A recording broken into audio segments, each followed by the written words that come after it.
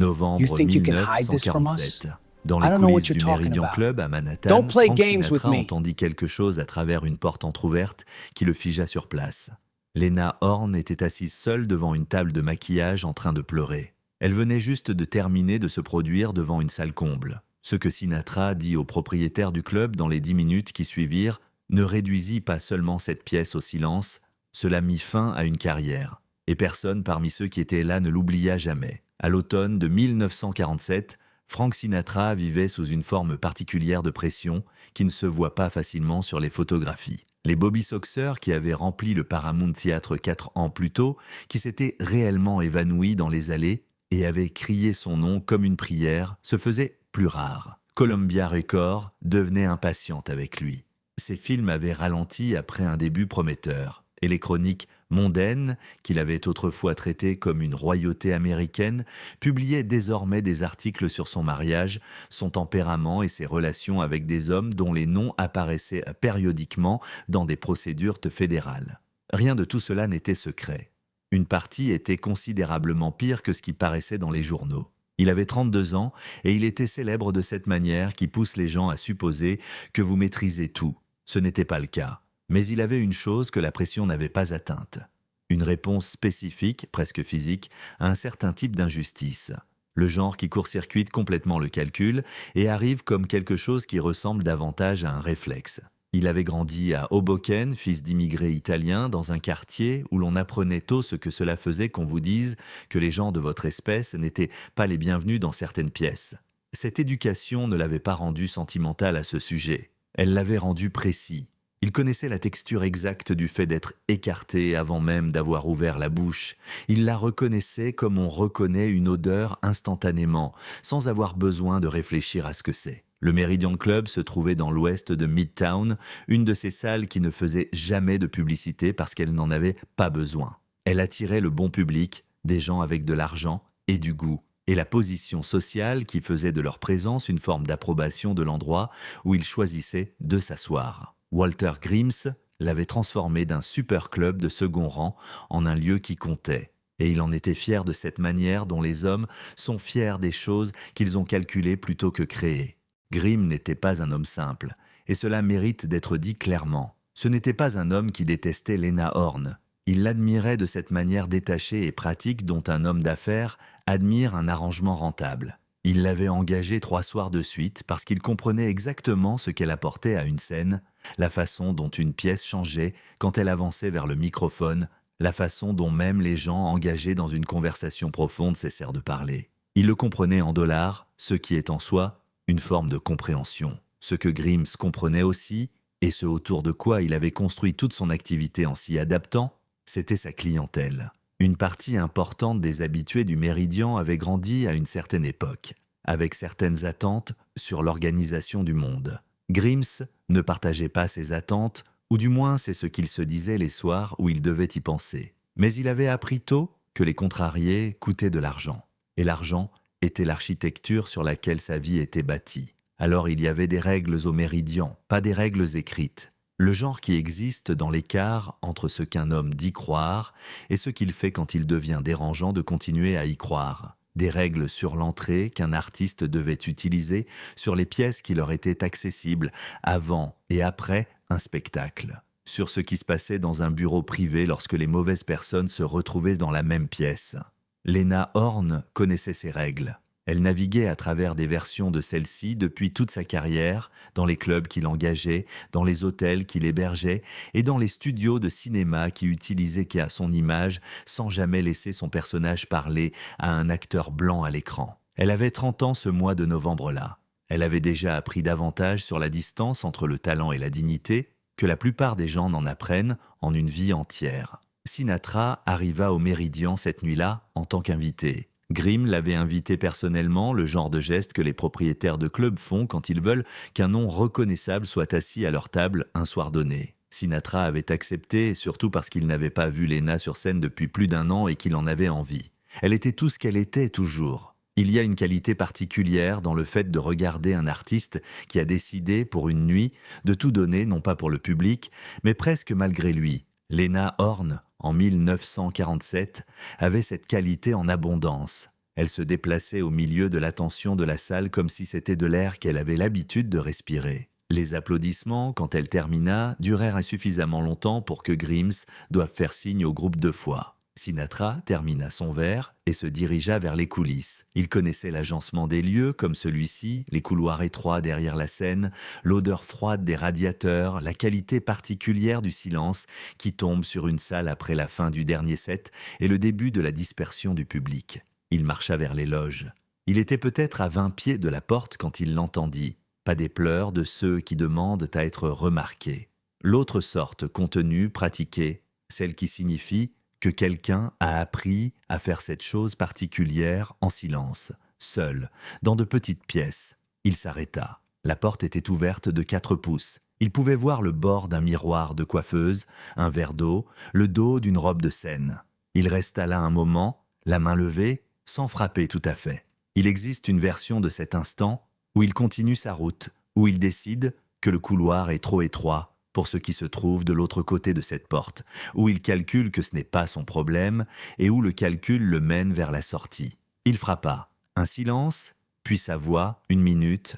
Il entendit le son du sang-froid en train d'être reconstruit de l'intérieur, le silence particulier de quelqu'un qui reforme son visage en quelque chose qu'il n'était pas quelques secondes auparavant. Puis la porte s'ouvrit et Lena Horne se tenait là, son expression arrangée en quelque chose de professionnel et légèrement distant. « Frank, dit-elle, avec la surprise particulière de quelqu'un qui s'attendait à voir presque n'importe qui d'autre. Vous avez été extraordinaire ce soir, dit-il. Merci. Aucun des deux ne bougea. Que s'est-il passé, dit-il. Elle le regarda un moment, puis se recula et le laissa entrer. L'histoire qu'elle lui raconta n'était pas compliquée. Elle n'en avait pas besoin.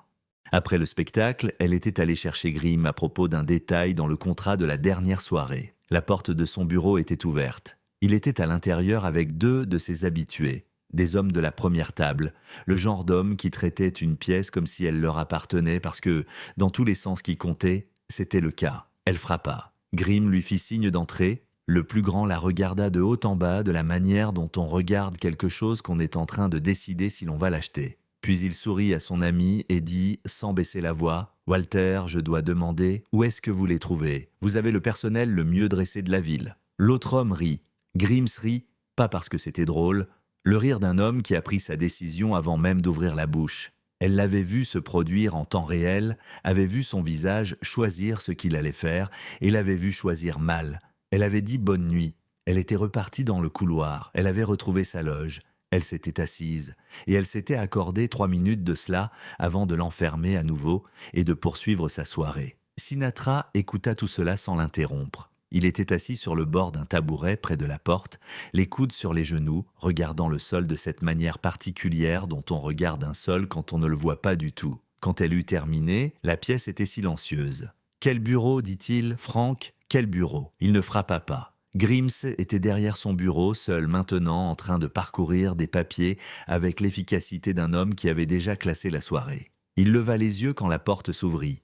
Quelque chose dans son visage fit un petit calcul rapide. « Frank, sacrée soirée ce soir, ferme la porte. » Grimm passa derrière Sinatra et la referma. La pièce était petite, un bureau, 2 chaises, une lampe avec un abat-jour en verre vert qui donnait à la lumière l'air de venir de quelque part sous l'eau. Sinatra ne s'assit pas. Il resta près de la porte, les mains dans les poches de sa veste, et regarda Grimm comme on regarde un problème qu'on est encore en train de mesurer. « 3 soirs, dit Sinatra, salle pleine chaque soir. » Grimm hocha la tête avec prudence. « Elle est remarquable.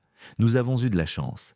Et ensuite, vous avez laissé 2 de vos habitués lui parler comme ça dans votre bureau pendant que vous étiez assis là. Le silence qui suivit était très particulier. Il avait la qualité d'un déni en train d'être pesé, calculé et mis de côté. C'était une conversation privée, dit Grimm.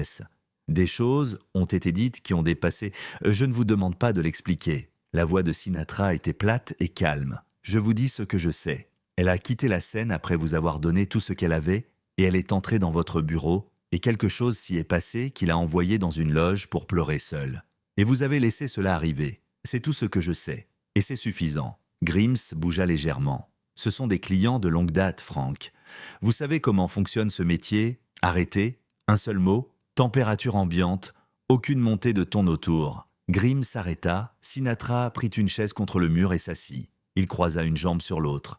Il avait presque l'air détendu, et c'était cela justement. L'absence de chaleur, l'absence de théâtre. Cela rendait la pièce plus petite. « Vous essayez de me faire venir dans cette salle depuis 2 ans, dit Sinatra. Je le sais parce que vos gens ont appelé mes gens 6 fois, à peu près. Il marqua une pause. J'y réfléchissais. J'y réfléchissais ce soir, en fait, pendant que je la regardais travailler. Grimm resta parfaitement immobile. Je n'y réfléchis plus. Un temps. Et je vais voir Tommy Dorsey la semaine prochaine, ainsi que quelques autres personnes dont l'opinion a tendance à circuler. Je ne parlerai pas de vous spécifiquement. Il regarda Grims directement pour la première fois depuis qu'il s'était assis. Je parlerai simplement du genre d'endroit qu'est cette salle, du genre d'homme qui décide de ce qui s'y passe. La lampe verte bourdonnait. Quelque part dehors, le groupe démontait son matériel, les bruits ordinaires d'une soirée qui se termine. Grims se leva. Il ne dit rien. Il lissa sa veste des 2 mains, ce geste soigneux d'un homme qui essaie de retrouver sa propre maîtrise.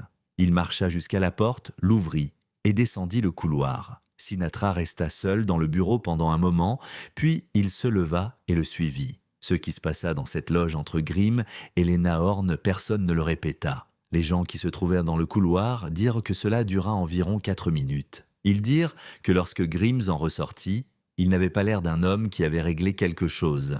Il avait l'air d'un homme qui venait de comprendre la taille réelle de ce qu'il avait fait. Pas la version qu'il portait en lui, petite et gérable, mais la vraie. Il passa devant Sinatra sans un mot. Plus tard, Sinatra et Lena s'assirent à une table au fond du showroom vide.